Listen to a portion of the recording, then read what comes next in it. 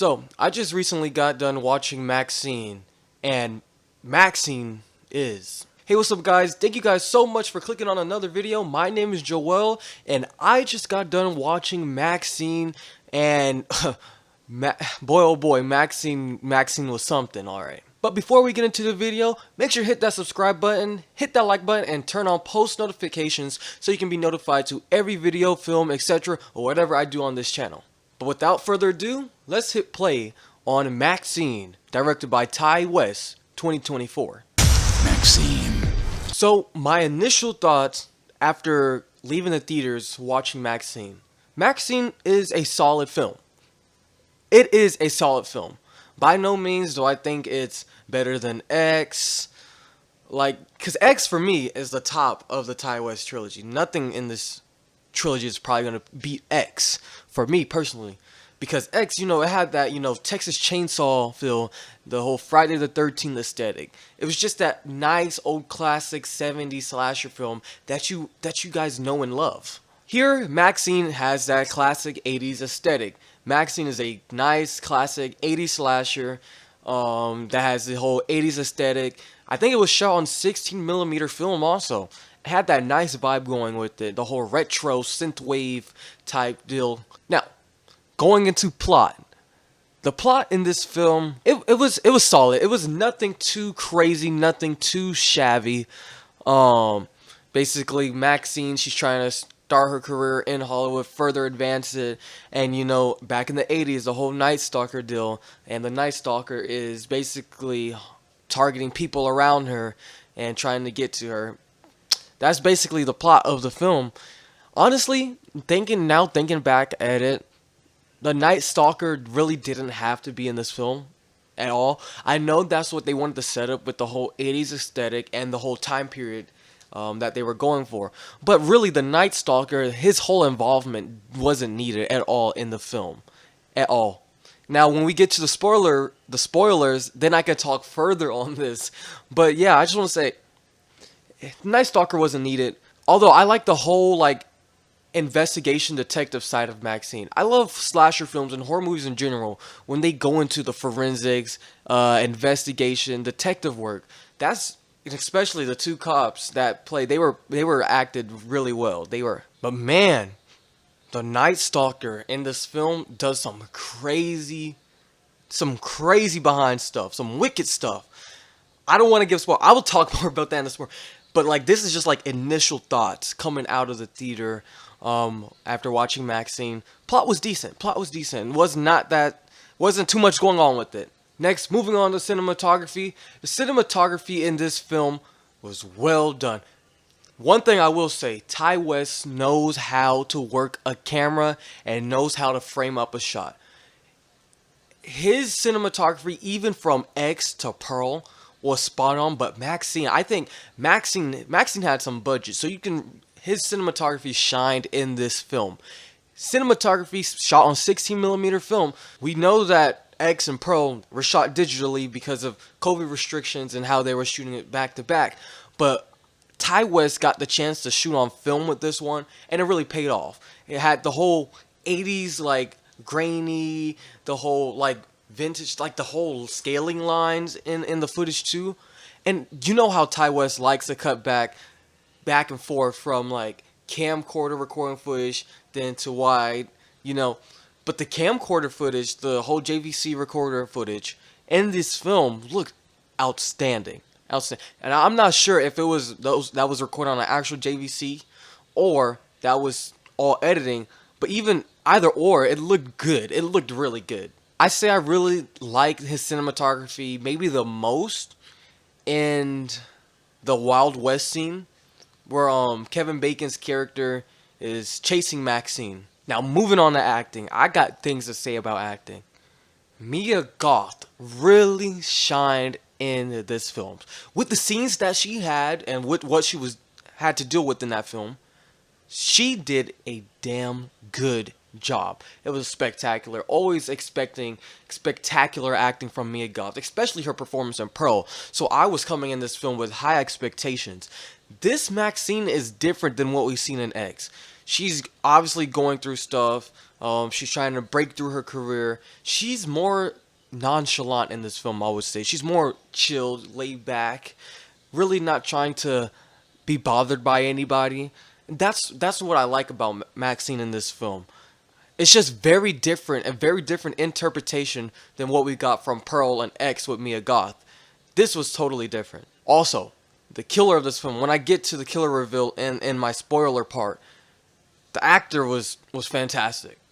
The actor was fantastic. But also, one character that like was acted really well was Elizabeth in this film.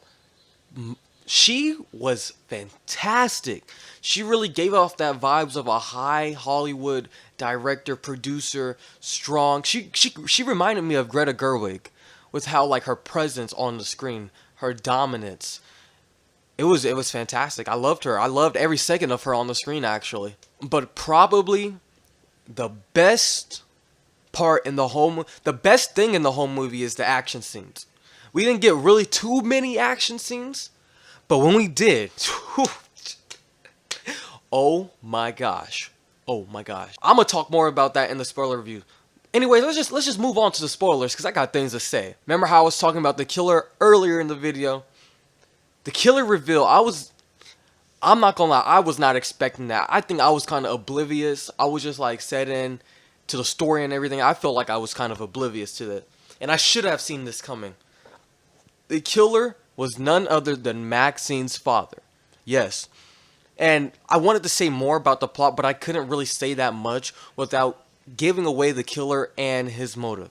So, Maxine's father is a killer. He's like acting like the Night Stalker, portraying the Night Stalker, and Kevin Bacon's character is like his accomplice. And really, it wasn't like the reveal that really like caught me off guard she the one scene when she's going to the party, and from the invitation letter, and she's going up the like escalator and everything, but then she goes inside the penthouse mansion, she's walking up the stairs, and then she can hear her younger self from that room. I was like, it's the father. I was like, yeah, it's the father.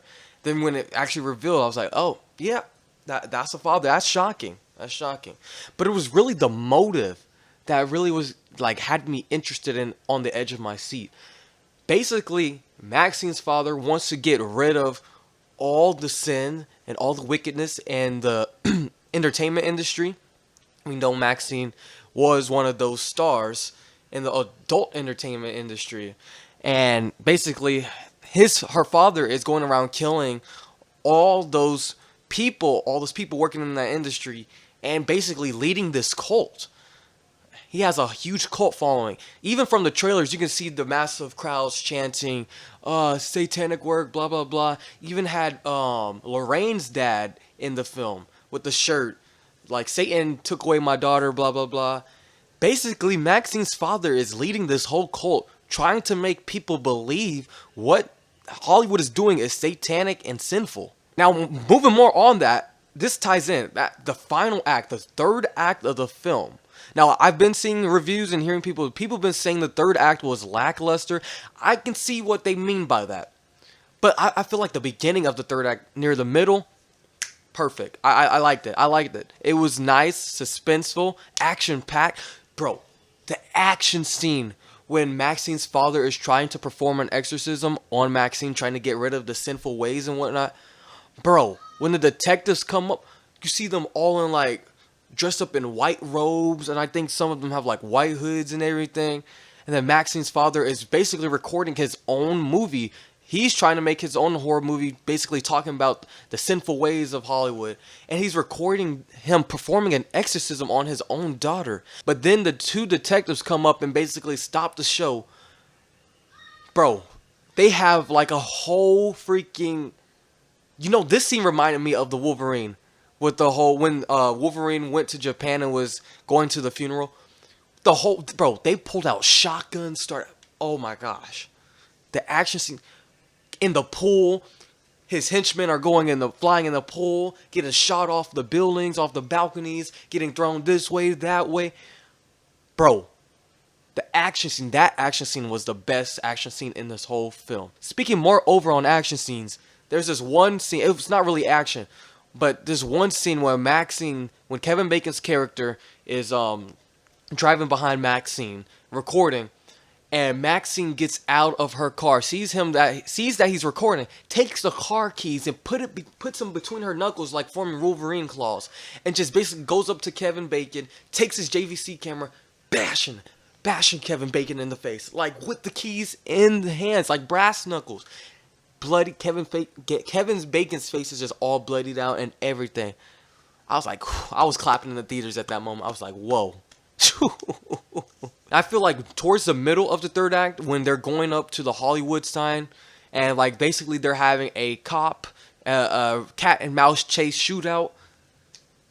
But when Maxine stops her father, and this is that one scene in general that like shocked me, because I was like, bro, they had budget in this film. Maxine was like, say what you always used to say with me, and like they said it together, and then Maxine is like, yeah, you made me a star, blah blah blah. Maxine takes a shotgun and blows her father's brains through with the shot. Brain matter explodes everywhere, blood gushing out and everything. I was like, whoa. They showed all of that on camera too. I was like, whew. I started clapping at that part too. Oh, also another crazy scene, the beginning, one of the opening scenes, when Maxine is getting chased down that alleyway, and by this dude trying to kill her.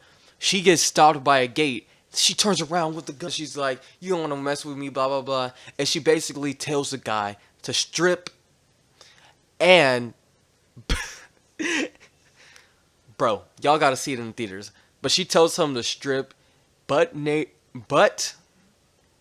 and basically she puts the gun in his mouth and tells him to, yeah, and then, bro, she tells him to get on his face, butt up, and she steps on. In the theaters, I felt all of that. Because they showed it too. The sound effects, the sound design. Oh my gosh. Whew. Now, coming out of the final act, I'm not gonna lie, I felt empty. With X and Pearl, man, I was full. I'm like, yeah, I got a solid movie. But with Maxine, it feels so. I felt empty coming out of the theaters, and I wasn't sure if I liked it as much as the other two. I was really like contemplating, maybe this is like third best, and I don't know. I'm still contemplating that, and I just want to say, in my opinion, there is no bad X movie in this trilogy at all. They're all really good, like high fives, 4.5s. They're all really good. I probably would put this maybe second best or maybe third best. I don't know. I think I gotta watch it a second time to finalize my opinion. But I just came out of the theater feeling kind of empty and like puzzled. I still had questions, man. It's like I need some more. I came out craving for more. And I think that's what a lot of people are going to feel after watching Maxine. They're going to be feeling like they want more, feeling like this is not the final installment in the trilogy, and maybe potential fourth film will be coming. But people are going to feel empty, and I feel like that's what's going to kill the film. Now on to my negatives. I think really my only negative in this film, because I enjoyed it, I had a good time. My only negative in this film was the whole Wild West scene. That Kevin Bacon's character chasing Mia Goth through the whole Wild West set in that scene, I was like, that's cringy. And I know it had that 80s cheesiness to it, but I was like, bro, that scene isn't really needed. Come on. I feel like they included that scene to stretch out the runtime. I'm like, bro, honestly, but yeah, that's pretty much it. Yeah, I still think that Maxine is a solid movie. And honestly, I think Maxine is probably the best horror movie we've gotten this year so far. We gotta wait till Longlegs. I'm gonna probably be seeing Longlegs next week. Stay tuned for that review. But right now, Maxine is sitting at number one. Shoo, man, Maxine was a good time. It's still a solid film. Even with the feelings of emptiness after watching it, I still think it's a solid film. And it's a worth watching in theaters. I don't know. Let me know what you guys thought about all of this. Please, yeah, I would like to know your thoughts. Leave it in the comments down below. Don't forget to hit that subscribe button, hit that like button, and turn on post notifications so you can get notified to all and every video I make. And yeah, without further ado, I'm a star. I'm a effing movie star. See you guys next time. MaXXXine.